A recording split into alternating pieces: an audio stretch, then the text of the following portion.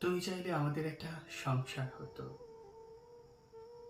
একটা চিলেকোঠার মতো ছোট্ট ঘর হতো। একটা রুম, একটা সোফা সেট, একটা টিভি, একটা আলমারি, ডাইনিং টেবিল ইত্যাদি আসবাবপত্র দিয়ে মনের মতো ঘরটা গোছানো যেত।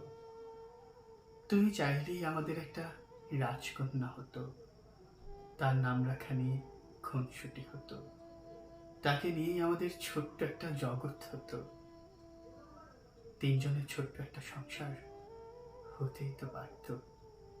তুমি চাইলেই সব হতো। আমাদের একটা প্রেম হতো, সংসার হতো, কিন্তু তুমি চাইলে না। তাই আজ আমাদের সব হয়েও কিছু হলো না। তুমি চাইলে না বলেই আমাদের সব হয়েও কিছু হলো না।